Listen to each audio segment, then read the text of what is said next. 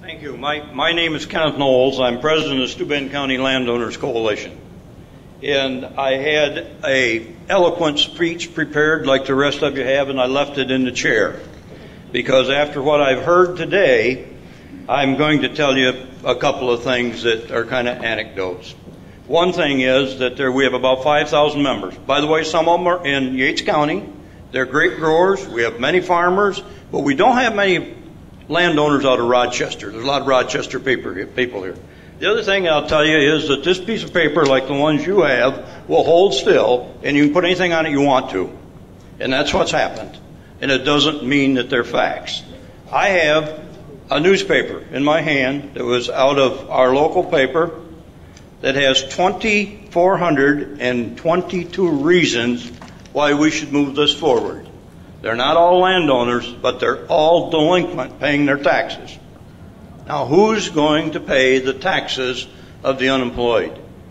I live in Woodhull, New York. I live on top of a natural gas storage field. The storage field, the gas was drilled in 1930s, early 30s. It was converted to a storage field in 57. They're the best neighbors you ever saw. They're a lot better than our city neighbors. I constantly pick up garbage they throw over the bank. If I can find a name in there, I turn it over to the DEC officials and somebody gets arrested, and I've done that regularly.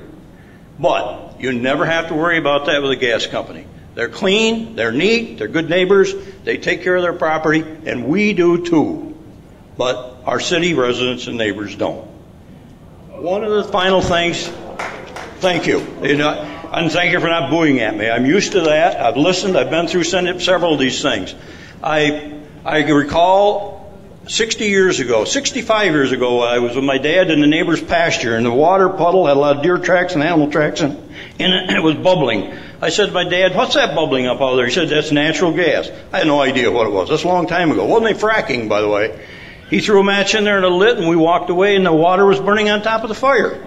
So there's been gas and water forever. The SGEIS is much like my driver's license. There are provisions in there that if the gas companies don't follow the regulations, you fine them heavily. Here's my driver's license. If I don't follow the regulations, I get fined heavily. After I'm fined, if it's too far out of line, I don't drive anymore. The gas companies don't drill anymore. Thank you very much. Ed Bloom.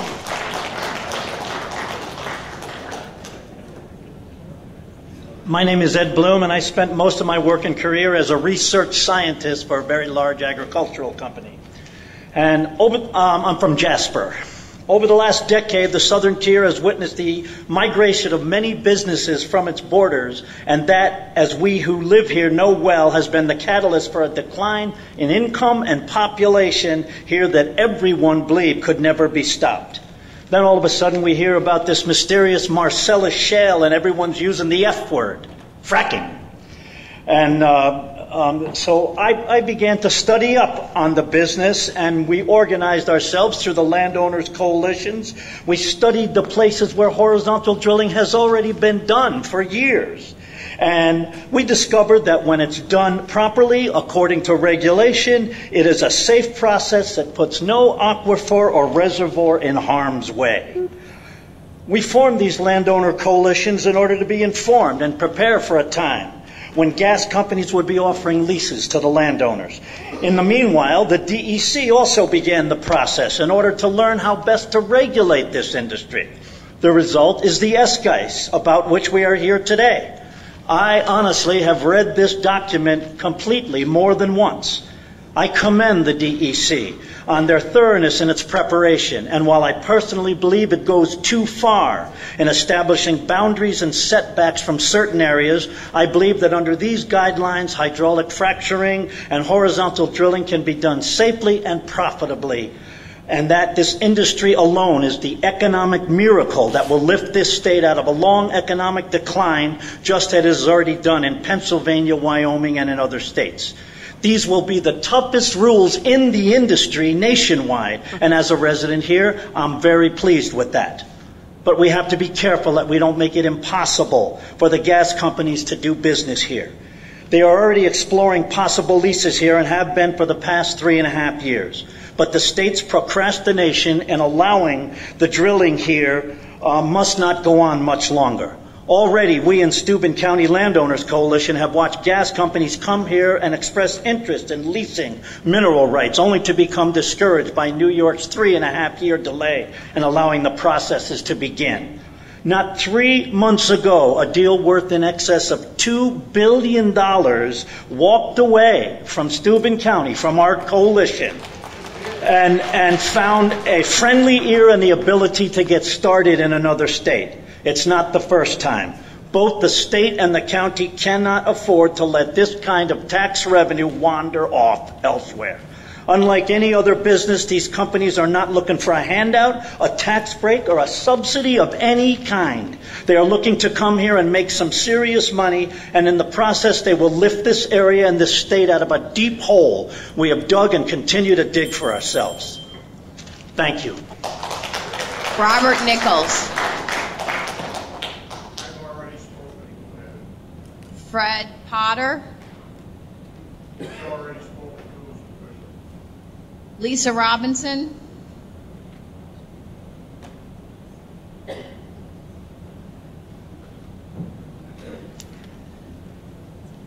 My name is Lisa Robinson. I'm a member of the Progressive Ag Organization, National Dairy Producers Organization, Secretary for New York, a member of the Steuben County Landowner Coalition. I am also a councilwoman for the town of Troopsburg. My husband and I are dairy farmers in Steuben County. In 1947, my husband's grandfather started a dairy farm. In the 1990s, my husband's father and mother took over the farm, and in 2002, we started interest in the family farm. In 2007, we began leasing the farm, and at the end of June of 2009, we acquired the 460-acre farm. So yes, our lease payment is gone, but our FSA mortgage payment is still there. Not everyone has the luxury of having their family farm given to them. Our dream was to keep this farm in the family to be handed down to our children, which would be the 4th generation. Since 2009, dairy farmers across this country have been struggling to survive. For many years, New York was ranked 3rd across the country as one of the highest milk producing states.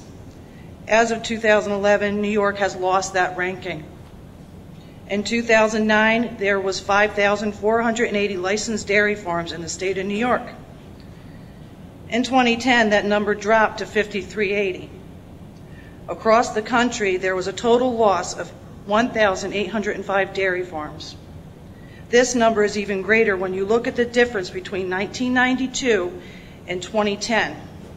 In 1992, there were a total of 131,509 dairy farms across this country. In 2010, that number dropped to 53,127. That is a total loss of 78,382 dairy farms across this country. It has been stated since 2009 that there is a dairy crisis. Here in New York, farmers, feed mills, utility companies, lending institutions, agricultural supply distributors, vets, rural governments, and the list goes on, that have felt the devastating effects of this dairy crisis. Like myself, many other farmers realize that if New York would approve the SGEIS report and allow drilling to finally begin, how it would improve this dairy crisis, and that we all have been suffering for the last 3 years, and it's enough. We are one of the farmers that may be losing. And if this doesn't open up in New York, there may be many more. Thank you. Our last speaker for the afternoon session is George Winter.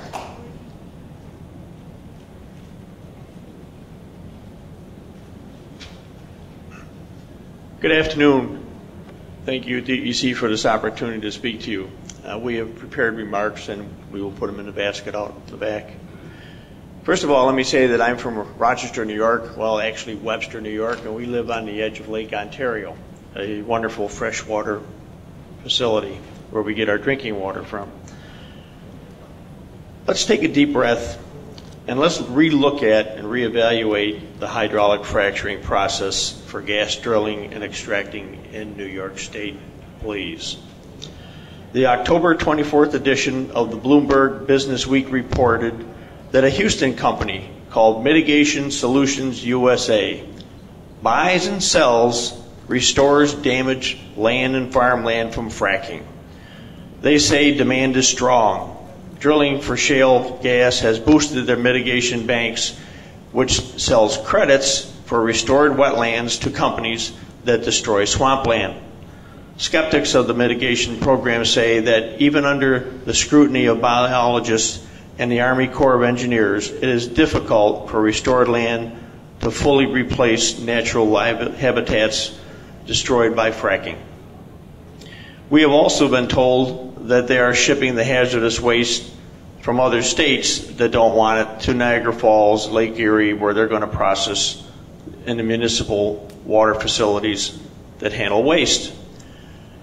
And since that is not an industrial waste facility, it will mean that Lake Erie and Lake Ontario will be polluted with hazardous material eventually flowing into our Lake Ontario, causing major health care costs to increase as our upstate people become poisoned by our water. Taxpayers will have to pick up the tab to build new roads, employ more DEC workers, and pay them to clean up the mess of our water, air, and land.